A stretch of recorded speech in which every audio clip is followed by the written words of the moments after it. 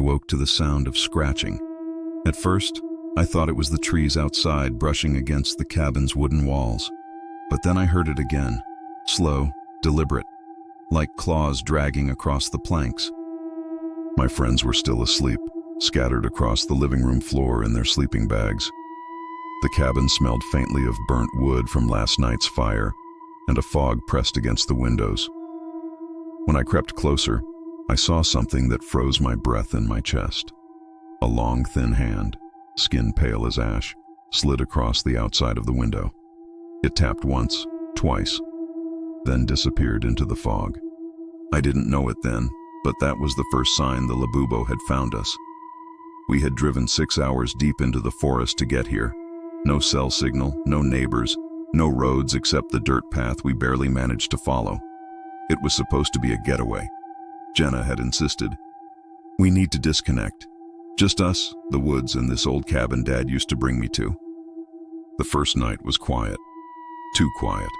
No crickets, no owls, no wind. Just the crackle of the fire and the weight of the trees pressing in. Then, while we were laughing over beers, we heard a scream. A long guttural wail that came from somewhere deep in the forest. Probably an animal, Mark said, trying to laugh it off. But animals don't sound like people. The next morning, we found claw marks on the door. Not just scratches, deep grooves carved into the wood as though something had been trying to get inside. Bear, Chris muttered, but even he didn't sound convinced. The marks were too thin, too human. That night, we locked every door and window. Still, the scratching returned, this time from the roof, the sound of something crawling above us. When we finally dared to peek outside, Jenna screamed. Something was hanging from the roof, its head twisted upside down, eyes glowing like coals in the fog. It vanished before we could process what we'd seen, but I recognized the shape. The whispers my grandmother once told me about. The monster with the hollow eyes, the Labubo. My grandmother used to scare us with stories. She said the Labubo lived in forests where silence ruled, where no birds dared sing. It was a creature of hunger, born from curses and broken oaths. It wore the skin of a man, but moved like an insect, crawling, hanging, twisting its body in impossible ways. And once it found you, it wouldn't stop until it fed. I never believed her, but now every detail of her stories came back like a blade pressed to my throat. Around midnight, we heard the door creak, slowly, painfully. We had locked it. I swear we locked it. Chris grabbed the fire poker, Mark held a flashlight, and Jenna clutched my arm so tightly her nails dug into my skin. The door swung open. Nothing, just fog. Then the flashlight flickered, and in that brief pulse of light we saw it. The Labubo crouched in the doorway, its head tilted sideways, its mouth stretched far too wide, lined with rows of jagged teeth. It shrieked, a sound that rattled my skull, and lunged inside. We slammed the door, pushed furniture against it, and ran upstairs. But the scratching followed us, on the walls, the windows, even the ceiling above our heads. It was playing with us. "Why isn't it just breaking in?" Jenna whispered. I remembered my grandmother's words.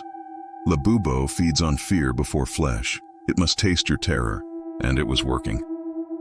Every breath felt like poison in my lungs. Every shadow looked like its body. We stayed awake until the first gray light of dawn. For a moment, we thought it was gone. But then we realized Mark was missing. His sleeping bag was empty. His shoes were still by the door. The only clue was a smear of blood leading to the back window, which was cracked open just enough for something thin and inhuman to slip through. We searched the woods, screaming his name. Only the fog answered back. When we returned, something was waiting on the porch. Mark's face, torn from his skull, nailed to the cabin wall with sharpened sticks. Jenna fainted. Chris vomited. And I knew. Mark wasn't just dead. The Labubo had claimed him. The second night was worse. The Labubo circled the cabin, dragging its claws against the wood, whispering in a voice that sounded like Mark. "Let me in. Please, I'm cold. Don't leave me out here." We covered our ears, but the whispers slithered inside anyway. At one point, the front window shattered and a pale hand reached inside. Chris swung the fire poker, breaking its fingers backward. But the thing didn't scream. It just laughed, a hollow metallic laugh that rattled the glass shards on the floor. By the third night, Chris snapped. "We can't just wait here. We need to fight it," he shouted, grabbing the axe from the woodpile. Before we could stop him, he stormed into the fog. We heard the sound of chopping, then silence, then the sound of chewing, wet, tearing, crunching. When Chris finally staggered back into view, his body was split open, his organs hanging out like butchered meat. But it wasn't him walking. The Labubo was inside him, wearing him, using his body as a puppet. It grinned at us through Chris's bloodied face. Now it's just me and Jenna. The fire has burned low, the fog has crept inside, and the walls are slick with blood. Jenna is curled in the corner, sobbing. I can hear the Labubo circling, dragging something heavy across the roof. I know what it wants.